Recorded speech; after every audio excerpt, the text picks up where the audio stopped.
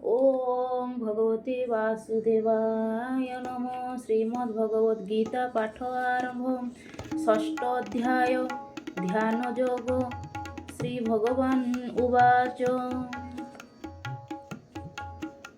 जे कर्म फले आश्रा नहि कर्तव्य कर्म कुकरई सन्यासी जोगी से अटई अर्जुन एहा जान तुही जेहु न करे यज्ञ होम निरग्नि बोली ताकू जान विहित कर्म जे न करे निष्क्रिय बोलंती ताहारे निष्क्रिय निरग्नि जे होई যোগী সন্ন্যাসী সেনু হই জগ সন্ন্যাস একমত বিভিন্ন নু হই এহিত সংকল্প ন মারে যাবত তাবত যোগী নুহে সত মুখ্য বিষয় শত্রু কর্ম সংকল্প যোগরে দমন মনোবৃত্তিকু কলে নাশ তেবে তো জন্ম সন্ন্যাস জ্ঞান গোচরে দৃঢ় মন শ্রেষ্ঠতা কর্ম অনুষ্ঠান কর্মরে যোগ সিদ্ধ হুয়ে সংসারে মায়া যে ন ছুঁয়ে জ্ঞান যোগ যে অভ্যাস হই কর্ম নিবৃত্তি তার হই যে বলে মনুষ্য সকল শব্দাদি বিষয় জঞ্জাল নিত্য নৈমিত্তিকাদি যাহা অনাসক্তরে রখি তাহা তেজন্তি সর্ব কর্মমান তেবে সে যোগারূঢ় জান জগত দেখে স্বপ্ন মত জ্ঞান তাহু উদিত আত্মা আত্মার অটে মিত্র আত্মা আত্মার শত্রু মত আত্মাকু আত্মা উদ্ধারন্তি আত্মারে আত্মা নিবচন্তি বিবেক যুক্ত আত্মা তরে অবিবেকরে বুড়ি মরে মন যে বান্ধব বিপক্ষ বন্ধন মোক্ষণদায়ক সংযত মন অটে যার সর্বদা শুভ হুয়ে তার যথেচ্ছাচারী মন যার সর্ব অশুভ হুয়ে তার তেণু আত্মার আত্মা মিত্র সে আত্মা অটে আত্মজিত যে আত্মা আত্মা কোন জিণে শত্রুতাকু সে খোঁজি আনে মন যে করে বশীভূত সর্বদা যার শান্তচিত মান যে অপমান হেলে নটলি থায়ে সমাধিরে শীতোষ্ণ দুঃখ সুখ নাহি হর্ষ বিষাদ ন জন্মই শাস্ত্রধায়ন গুরুবাণী জ্ঞান বলীন তাকু জানি শাস্ত্রোক্ত বস্তু অনুভব বিজ্ঞান অটই পার্থিব জ্ঞান বিজ্ঞানে তসচিত কীটাদি ইন্দ্রি অবর্জিত স্বর্ণ মৃত্তিকা যে পাষাণ এথিরে যার সমজ্ঞান শত্রু মিত্র প্রিয় অপ্রিয় শিষ্ট পাপিষ্ঠ নরচয় সমান মনে যেহু জন সে অটে নরঙ্ক উত্তম যোগীয়ে জন হীন স্থানে রহিণ একাকী ধিয়ানে নিরাশী হই ন রহিবে প্রতিগ্রহ আসি নহিবে চঞ্চল মন স্থির করি যোগ সমাধি থিবে ধরি মন অবস্থা পঞ্চ জাণ বলন্তি বেদোক্ত সুজ্ঞান ক্ষিপ্ত মূঢ় বিক্ষিপ্ত তিনি একাগ্র নিরুদ্ধকু ঘেনি এ পঞ্চ অবস্থা অটই কারণ কহুছি বুঝাই সংসার স্থিত ধন জন সম্পদ শাস্ত্রাদি পঠন চিত্ত মজিলে এ ভাবরে ক্ষিপ্ত নামকু বহে স্থিরে নিদ্রা যে তন্দ্রা মূর্ছা ধীরে চিত্তকু নিমগ্ন সে করে ସମାଧି କାଳେ କରେ ଏହି ମୂଢ଼ ବୋଲାଏ ଜାଣ ତୁହି। ସମାଧି କାଳେ ଯାର ମନ ଅନ୍ୟତ୍ରେ ଭ୍ରମେ ଅନୁକ୍ଷଣ। କ୍ଷିପ୍ତ ଦଶାରୁ ବଳି ଯାଇ ବିକ୍ଷିପ୍ତ ସମ ସେବ ହୋଇ। ସର୍ବକାମନା ଛାଡ଼ି ଦେଇ ଶେଷ ପଦାର୍ଥେ ମନ ଦେଇ। ଶାନ୍ତ ଭାବରେ କରେ ଯେହୁ ଏକାଗ୍ର ବୋଲାଏ ତ ସେହୁ। ଅନ୍ୟ ଭାବନା ଚିତୁ ତେଜି ନିଶ୍ଚଳେ ବ୍ରହ୍ମେ ଚିତ ମଜି। ନିରୁଦ୍ଧ ନାମ ଅଟେ ୟାର ମହତ ସୁଖ ଶାନ୍ତି ଘର। ନିରୁଦ୍ଧ ଏକାଗ୍ର ଏବେନି ଅଳ୍ପ ପ୍ରଭେଦ ଜାଣେ ଜ୍ଞାନୀ। ପବିତ୍ର ଦେଶ ମଧ୍ୟେ ଯାଇ କୁଶାସନକୁ ତହିଁ ଥୋଇ। ତାପରେ ମୃଗ ବ୍ୟାଘ୍ର ଛାଲ ଆଚ୍ଛାଦି ବସ୍ତ୍ର ତା ଉପର। ନହିବ ଉଚ୍ଚ ନୀଚ ଅତି ସଜାଡ଼ି ରଖିବ ଏମତି। ମନ ଇନ୍ଦ୍ରିୟ କ୍ରିୟାଗତି ରୋଧ କରଇ ଯେଉଁ ଜ୍ୟୋତି। ପୂର୍ବୋକ୍ତ ଆସନେ ବସିଣ ଏକାଗ୍ରେ ମନକୁ ରଖିଣ। ଚିତ୍ତ ବିଶୁଦ୍ଧ ହେବା ପାଇଁ ଯୋଗରେ ସମାହିତ ହୋଇ। ଯୋଗର ଅଷ୍ଟ ଅଟେ ଅଙ୍ଗ ତାହା କରିବୁ ତୋର ଆଗ। ଯମ ନିୟମ ସେ ଆସନ ପ୍ରତ୍ୟାହାର ଯେ ପ୍ରାଣାୟାମ। ଧ୍ୟାନ ଧାରଣା ଯେ ସମାଧି ଅଷ୍ଟମ ଯୋଗ ଏ ପ୍ରସିଦ୍ଧି। ଅହିଂସା ସତ୍ୟ ଯେ ଚୌର୍ଯ୍ୟ ଅପରିଗ୍ରହ ବ୍ରହ୍ମଚର୍ଯ୍ୟ। ଏ ଅଟେ ଯମର ପ୍ରସଙ୍ଗ ଯୋଗର ପ୍ରଥମ ଏ ଅଙ୍ଗ। ଅହିଂସା ଯେବେ ସିଦ୍ଧ ହୋଇ ହିଂସା କେତେକ ବଶ ହୋଇ। ଘୋର ଅରଣ୍ୟ ଗିରି ଗୃହେ ଅନାୟାସରେ ଯୋଗୀ ରହେ। ସତ୍ୟ ଯାହାର ସିଦ୍ଧି ହୋଇ ବାକ୍ୟରେ ଲକ୍ଷ୍ମୀ ସେ ଆଣଇ। ବାକ୍ୟରେ କରେ ବଶୀଭୂତ ବଚନ ସିଦ୍ଧି ଏ ବିଦିତ। ଐଶ୍ୱର୍ଯ୍ୟ ଯାର ସିଦ୍ଧି ହୋଇ ଅଯତ୍ନେ ରଖି ସେ ଲୋଭଇ। ଅପରିଗ୍ରହ ସିଦ୍ଧ ହେଲେ ଭୂତ ଭବିଷ୍ୟ ଜାଣେ ଭଲେ।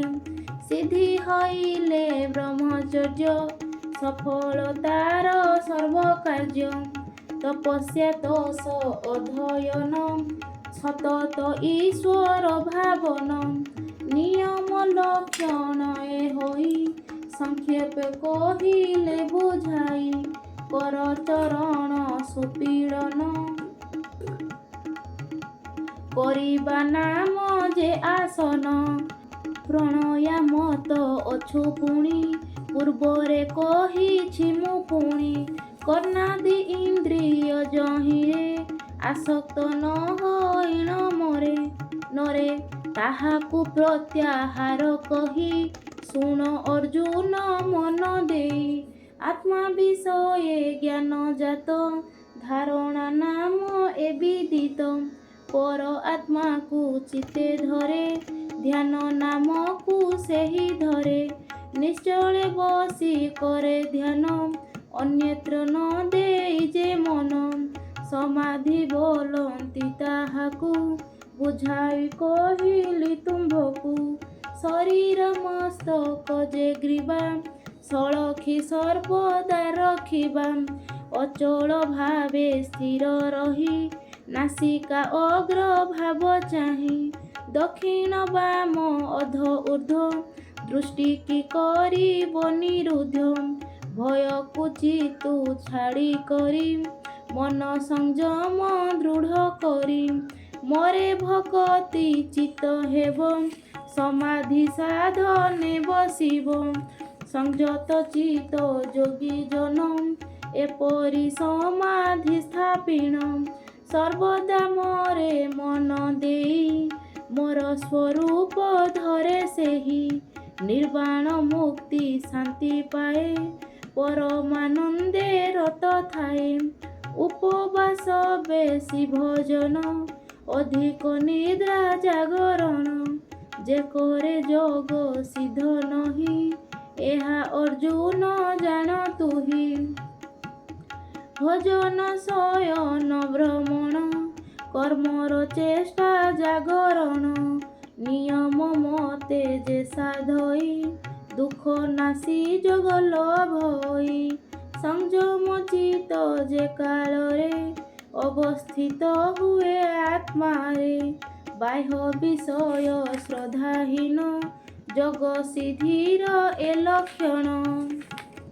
ଦୀପ ପବନ ଶୂନ୍ୟ ସ୍ଥାନେ, ଥିଲେ ନହଲଇ ଯେ ଶନେ। ସଂଯତ ଚିତ ଯୋଗୀ ମନ, ତା ସଙ୍ଗେ ହୁଅଇ ସମାନ।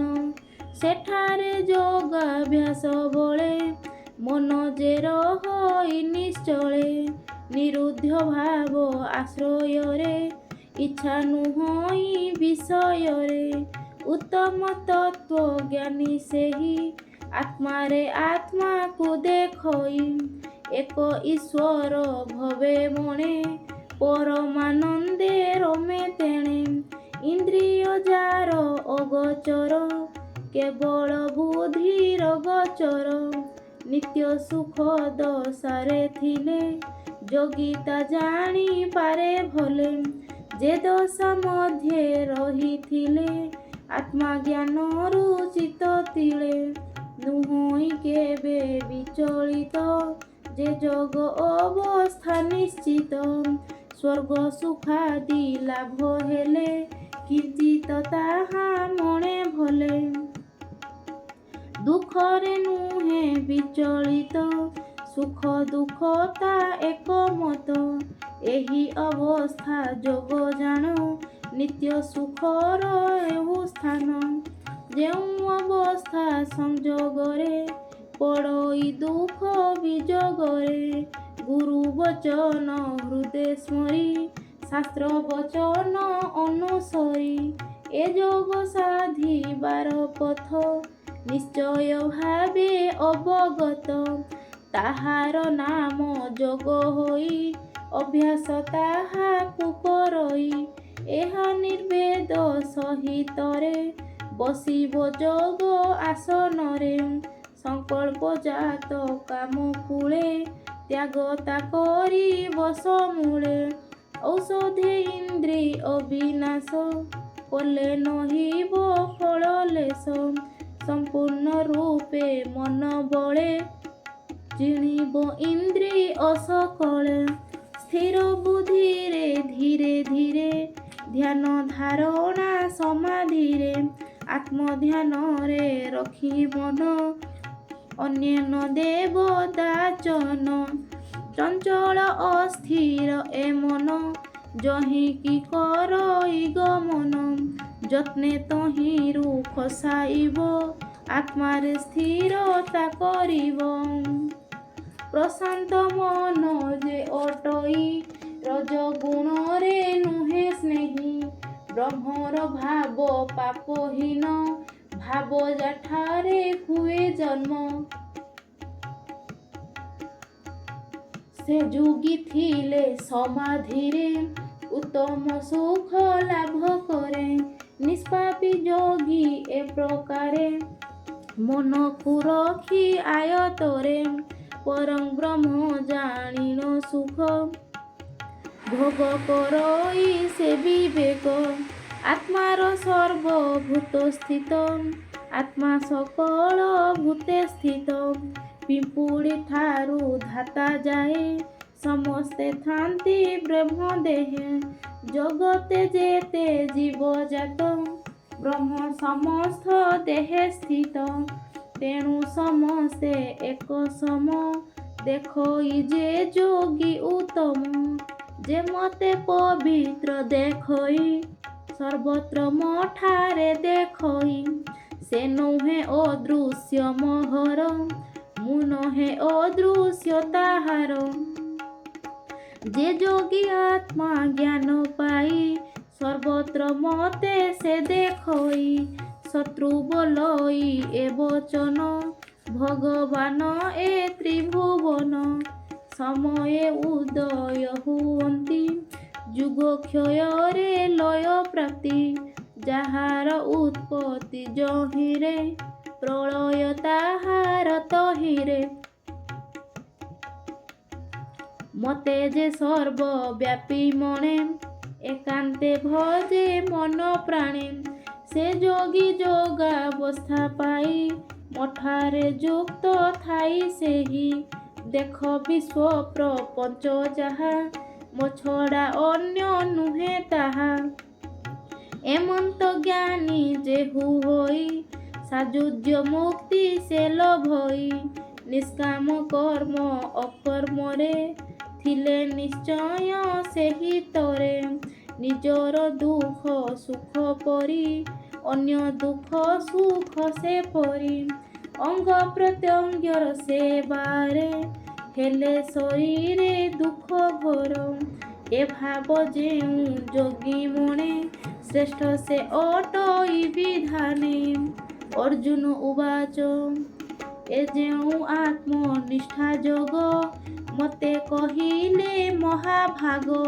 ଚିତ୍ତର ଚଞ୍ଚଳତା ପାଇଁ, ସେ କି ହୋଇବ ଚିରସ୍ଥାୟୀ। ମତେ ପ୍ରତ୍ୟୟ ନୁହେଁ ହରି, ବୁଝାଅ ତୁମେ ଫେଡ଼ି କରି। ଏ ହରି ସ୍ୱଭାବ ବଶରେ, ମନ ଚଞ୍ଚଳ ଭାବ ଧରେ। ଯେପରି ପ୍ରବଳ ପବନ, ସେପରି ଏ ଅବୋଧ ମନ। ଦେହ ଇନ୍ଦ୍ରିୟ କ୍ଷୋଭକାରୀ, ଅଭେଦ ଅତି ବଳଧାରୀ। ଅତି ଚଞ୍ଚଳ ବଳିଆର, ନ ଦେଖେ ସାଧ୍ୟ ହେବ ତାର। ମୁଷ୍ଟିରେ ବାୟୁ ବୋଧ ନାହିଁ, ଇନ୍ଦ୍ରିୟ ଭୋଗେ ବିଳସଇ। ଶତ୍ରୁ ମିତ୍ରର ସମଭାବ, ଦିନାଚାରୀ ମାତ୍ର ରହିବ। ଏଥୁ କିପରି ହେବ ଯୋଗ, ମତେ ତା କୁହ ହେ ମାଧବ। ଶ୍ରୀ ଭଗବାନ ଉବାଚ, ମନର ନିଗ୍ରହ ଦୁଃସାଧ୍ୟ, ସେ ପୁଣି ଚଞ୍ଚଳ ଅବାଧ୍ୟ। ଯାହା ତୁ କହିଲୁ ଅର୍ଜୁନ, ଏଥି ସଂଶୟ ନାହିଁ ଜାଣ। ମାତ୍ର ବୈରାଗ ଅଭ୍ୟାସରେ, ସେ ସବୁର ହଇର ଧରେ। ଅଭ୍ୟାସ ବଳେ ମାଛ ଗଣ, ଜଳେ କରନ୍ତି ସନ୍ତରଣ। ଅତ୍ୟନ୍ତ ବଳଶାଳୀ ହସ୍ତି, ଅନଭ୍ୟାସରେ ନ ପାରନ୍ତି। ଅଭ୍ୟାସ ଏପରି ସାମର୍ଥ, ଅସାଧ୍ୟ ସାଧ୍ୟ କରେ ସେତ। ସେପରି ବୈରାଗ୍ୟ ଅଭ୍ୟାସେ, ବିଷୟା ବିଷ ପରି ଦିଶେ। ଔଷଧ ଅଭ୍ୟାସ କରିଲେ, ରୋଗ ହଟଇ କ୍ରମଶରେ। ତେମନ୍ତ ଅଭ୍ୟାସ ବଳରେ, ମନ ଇନ୍ଦ୍ରିୟ ଆୟତରେ। କହଇ ଏଥେ ନାହିଁ ଆନ, ଏହା ତୁ ବୁଝୁ ହେ ଅର୍ଜୁନ। ଯହିଁରେ ଯତ୍ନ ବାର ବାର, ଅଭ୍ୟାସ ନାମ ଅଟେ ତାର। ତେମନ୍ତ ଅଭ୍ୟାସ ବଳରେ, ଫଳ ଭୋଗରୁ ଚିତ୍ତ ଦୂରେ। ଆଣିଲେ ବୈରାଗ୍ୟ ଜନ୍ମଇ, ଏସନେ ଯୋଗ ସେ ଲଭଇ। ଯା ମନ ନାହିଁ ଆୟତରେ, ଯୋଗ ଦୁଷ୍ପ୍ରାପ୍ୟ ତା ପକ୍ଷରେ। ମନ ଯେ କରିପାରେ ବଶ, ଯୋଗ ସେ ଲଭଇ ଅବଶ୍ୟ। ଯତ୍ନ ଉପାୟ ବୁଦ୍ଧି ବଳେ, କିବା ଅସାଧ୍ୟ ମୋହି ତଳେ। ମତେ ସମର୍ପି କର୍ମ ମାନ, ମତେ କରିଣ ସଦା ଧ୍ୟାନ। ଚିତ୍ତକୁ ଏକାଗ୍ରରେ ଆଣ, ଶରୀର ରକ୍ଷା କରି ପୁଣ। ଅହଙ୍କାରକୁ ତ୍ୟାଗ କର, କ୍ରମେ ଚିତ୍ତକୁ ବଶ କର। ଏ ଭାବେ ଯେବେ କର୍ମ କର, ସକ୍ଷମ ହେବ ସେ ଯୋଗର। ଅର୍ଜୁନ ଉବାଚ, ମନ ଇନ୍ଦ୍ରିୟକୁ ଯେ ନର, ବସେ ନ ରଖି ନିରନ୍ତର। ଶ୍ରଦ୍ଧାରେ ଯୋଗ ଅଭ୍ୟାସଇ, ମନର ଚଞ୍ଚଳତା ପାଇଁ। ଚିତ୍ତ ତା ଯୋଗୁ ଭ୍ରଷ୍ଟ ହୋଇ, ସିଦ୍ଧି ନହିଁ କି ଗତି ପାଇ। କର୍ମ ଫଳେ ନ ଥାଏ ଆଶ, ଏଣୁ ତା ନୁହେଁ ସ୍ୱର୍ଗବାସ। ଆତ୍ମାଜ୍ଞାନ ତୋ ଜାଣଇ ନିର୍ବାଣ ମୁକ୍ତି ସେ ନ ପାଇ। ଉଭୟ ପଥ ଭ୍ରଷ୍ଟ ହୁଏ ବୈରାଗ୍ୟ କଷ୍ଟ ଭୋଗୁଥାଏ। ହୁଅଇ ବ୍ରହ୍ମ ଜ୍ଞାନ ପଥ କୁହୁଡ଼ି ପହଁରିଲା ମତ। ହେ କୃଷ୍ଣ ଛିନ୍ନ ମେଘ ଯଥା ବିନାଶ ସେ କି ହୁଏ ତଥା। ସର୍ବଜ୍ଞ ଅଟୁ ନାଥ ତୁହି ଏଣୁ ମୁଁ ପଚାରୁଅଛଇ। ହେ କୃଷ୍ଣ ମୋର ହେ ସଂଶୟ ସମ୍ପୂର୍ଣ୍ଣ ଭାବେ କର କ୍ଷୟ। ସଂସାରେ ତୁମ୍ଭ ବିନା କେହି ନ ଦେଖେ ସମାଧାନ ପାଇ। ଶ୍ରୀ ଭଗବାନ ଉବାଚ ନିଷ୍କାମେ ଯୋଗ ସେ କରଇ ବିଫଳ ଆଶଙ୍କା ନୁ ହୋଇ। ହେ ପାର୍ଥ ଯୋଗ ଭ୍ରଷ୍ଟ ଯାର ଇହ ବା ପରରେ ତାହାର। ସୁଦଶା କଦାପି ନୁହଇ ଏଥିରେ ସଂଶୟ କି ପାଇ। ନିଷ୍କାମେ ଯୋଗ ଯେହୁ କରେ ସର୍ବ ଭୟରୁ ସେହି ତରେ। ଶୁଭ କାର୍ଯ୍ୟକୁ ଯେହୁ କରେ ଅଶୁଭ କେବେ ତହୁଁ ଫଳେ। ଜାଣେ ମରଣ କାଳେ ଲଭେ ଏ ଜ୍ଞାନ ଯା ହୃଦେ ସମ୍ଭବେ। ଯୋଗ ଯଦି ବା ଭ୍ରଷ୍ଟ ଗତି ପୁଣ୍ୟାତ୍ମା ସେ ଲୋକ ଗମନ୍ତି। ଅନେକ ବର୍ଷ ରହି ତହି ପୁଣି ମହୀରେ ଜାତ ହୋଇ। ଶ୍ରୀମନ୍ତ ସୁଚିମନ୍ତ ଘରେ ଜନ୍ମ ଯେ ଜାଣ ତୁମ ନରେ। ଯଦି ବା ଯୋଗ ଭ୍ରଷ୍ଟ ନର ଦେହ ତା ନାଶ ହେବା ପର। ସୁବିଜ୍ଞ ଯୋଗୀ ଘରେ ଜାତ ଏ ଅଟେ ଦୁର୍ଲଭ ଅତ୍ୟନ୍ତ। ଧନୀର ଘରେ ହେଲେ ଜନ୍ମ ସୁଖ ଭୋଗେ ସେ ନିଏ ଦିନ। ଯୋଗର ବିରୋଧୀ ମିଳନ୍ତି ତା ମନ ଅନ୍ୟ ମାର୍ଗେ ନିଅନ୍ତି। ନିର୍ଧନୀ ବ୍ରହ୍ମ ବେତା ଘରେ ଯେବେ ସେ ସେହି ଜନ୍ମ ଧରେ। ଉଚ୍ଚ ସଙ୍ଗ ସେ ପାଏ ଜାଣ ଏ ଜନ୍ମ ଦୁର୍ଲଭତା ଜାଣ। ହେ ପାର୍ଥ ଏ ସର୍ବ ପ୍ରକାରେ ଜନମ ଲୋଭୀ ଧରା ପରେ। ପୂର୍ବ ଜନ୍ମର କୃତ କର୍ମ ଶୁଭ ଅଶୁଭ ବୁଦ୍ଧି ଜନ୍ମେ। ଏ ହେତୁ ସୂକ୍ଷ୍ମ ସ୍ଥୂଳ ଦେହ କରନ୍ତି ସଂସାର ଆଶ୍ରୟ।